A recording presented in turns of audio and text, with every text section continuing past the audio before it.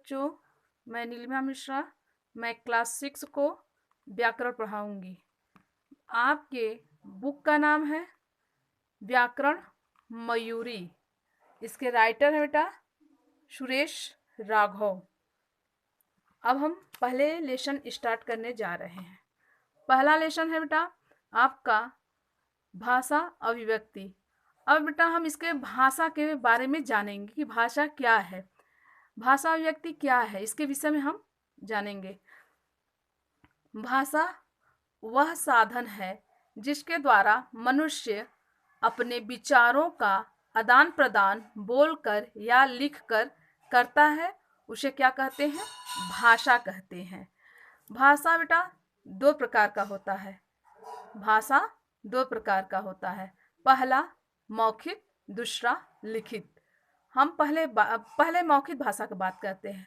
पहला है मौखिक, जब मनुष्य बोलकर अपने विचार तथा भाव प्रकट करता है तथा सुनकर भावों को समझता है, उसे हम मौखिक भाषा कहते हैं। इसके अंतर्गत बोलना तथा सुनना।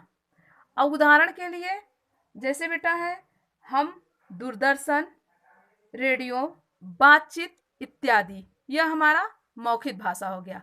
अब हम लिखित भाषा में आते हैं। लिखित भाषा में है जब मनुष्य लिखकर अपने विचार प्रकट करता है तो उसे लिखित भाषा कहते हैं। इसके अंतर्गत लिखना तथा पढ़ना। लिखित भाषा का प्रयोग पुस्तक, पत्र, समाचार पत्रों, पत्रिकाओं आदि में किया जाता है। जैसे इसका उदाहरण बेटा छोटे में देना हो तो पुस्तक, पत्र, पत्रिका इत्यादि, यह हमारा छोटे रूप में हो गया। ठीक है। अब हम बोली के विषय में बोली के विषय में बेटा देखो क्या है। संसार में अलग अलग स्थानों पर भिन्न भाषाएं बोली जाती हैं। उदाहरण में अंग्रेजी, हिंदी, चीनी, जापानी, रूसी, जर्मनी, उर्दू, तेलुगु, मलयालम, फारसी इत्यादि। यह अपने देशों में अलग अलग भाषाओं में प्रयोग किया जाता है। अब हम आएंगे लिपि भाषा। लिपि भाषा में है बेटा जैसे अगर हम बुक से पढ़ाएंगे तो बहुत सारी चीज है, हम आप लोग को संक्षेप में पढ़ा रहे हैं। अब सुनिए, जैसे कि है बेटा लिपि भाषा क्या होता है। लिपि भाषा है बेटा भाषा को लिखने के लिए हम जिन चिन्हों का प्रयोग करते हैं उन्हें हम लिपि भाषा कहते हैं। उसे हम क्या कहते हैं? लिपि भाषा कहते हैं। अब लिपि भाषा संसार में अलग अलग भाषाओं विभिन्न लिपियों में लिखी जाती है। उदाहरण के लिए बेटा देखो, हिंदी भाषा की लिपि क्या है? देवनागरी है। क्या है? देवनागरी। हिंदी भाषा की लिपि क्या है? देवनागरी, जिसमें आता है मराठी, हिंदी, संस्कृत। यह क्या है? देवनागरी का है, लिपि भाषा इसे कहते हैं। और पंजाबी को गुरुमुखी। पंजाबी की लिपि भाषा क्या है? गुरुमुखी। अब चीनी की लिपि भाषा क्या है? चित्रलिपि। वो क्या है? चित्रलिपि। उसी तरह बेटा हम वहाँ का भाषा अंग्रेजी में, जैसे अंग्रेजी में का भाषा लिपि भाषा क्या है? रोमन। क्या है? रोमन। और उर्दू की फारसी, ये क्या है? लिपि भाषा है। और बंगला का है बंगला। यह हमारा क्या है? भाषा, लिपि भाषा है। अब हम व्याकरण के बारे में जानेंगे बेटा। सब दिखाएंगे लेकिन कुछ अपने विचारों और अपने भावों को हम आप लोग को बता रहे हैं। ठीक है। व्याकरण क्या है? अब व्याकरण के बारे में अगर हम इतना दिखाएंगे तो आप लोग कितना याद करोगे, कितना लिखोगे, इसलिए हम संक्षेप में अपने हिसाब से हम बता रहे हैं आप लोग को। किताबी भाषा तो आप लोग को दिखा दे रहे हैं, राइट। अब जानो कि व्याकरण क्या है। व्याकरण वह शास्त्र है जो हम शास्त्र के नियमों का जानकारी देता है तथा उसी भाषा को हम क्या कहते हैं? व्याकरण कहते हैं। हमको शुद्ध लिखना, बोलना, यही हमें क्या सिखलाता है, हमें भाषा ही क्या व्याकरण सिखलाता है कि शुद्ध शुद्ध बोलना। ठीक, अब हम लोग आएंगे बेटा मातृभाषा में। अब हम लोग आएंगे कहाँ पर, मातृभाषा। अब मातृभाषा होता क्या है जरा ये भी देख लें हम लोग।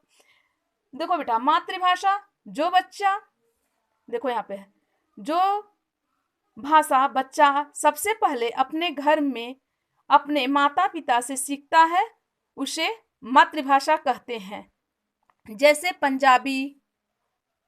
पंजाबी भाषी परिवार में जन्मे बालक की मातृभाषा पंजाबी होती है। अब सुनो, घर में आप लोग पहले जन्म लेते हैं बच्चे, तो घर से ही सब लोग सीख के तब विद्यालय पे आते हैं ना बेटा। अब हम लोग मानक क्या होता है इसको भी देखेंगे। मानक भाषा क्या कहलाता है, मानक भाषा क्या कहलाता है इसके विषय में हम लोग जानेंगे। भाषा का सर्वमान्य तथा स्वीकृत रूप मानक भाषा कहलाता है।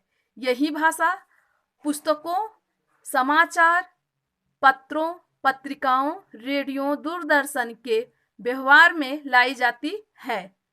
किसके व्यवहार में लाई जाती है, यही सब हम लोग के मानक भाषा में आता है।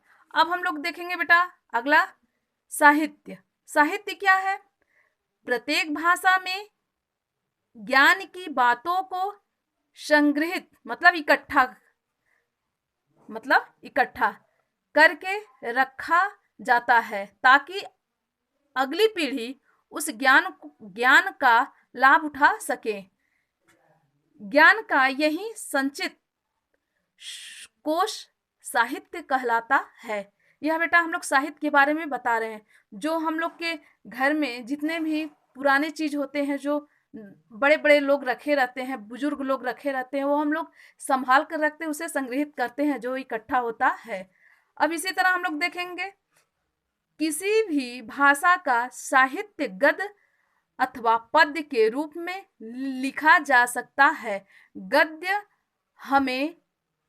में हम अपने विचार, कहानी, निबंध तथा नाटक आदि के रूप में प्रकट करते हैं। जबकि पद्य, देखो यहाँ गद्य दिया है लेकिन इसमें पद्य होना चाहिए। गद्य का भाषा यहाँ पे प्रयोग हो चुका है, यह पद्य है।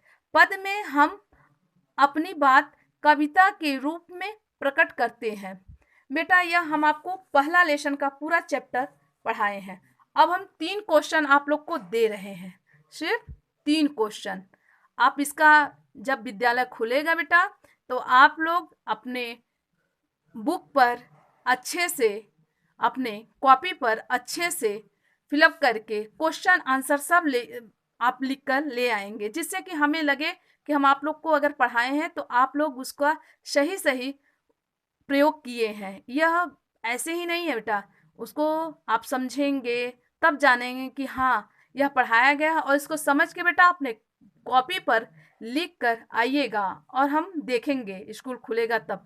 पहला क्वेश्चन है भाषा किसे कहते हैं, दूसरा है लिपि किसे कहते हैं, तीसरा है व्याकरण से आप क्या समझते हैं, जिससे कि सब कुछ आप लोग को दिखाते हुए हमने आप लोग को पढ़ाया है। एक बार और देख लीजिए, सब देख लीजिए बुक बेटा, ठीक है। बस हम क्वेश्चन ही आप लोग से किए हुए हैं। देखिए यह आपके व्याकरण अभिव्यक्ति पहला लेसन समाप्त हुआ बेटा।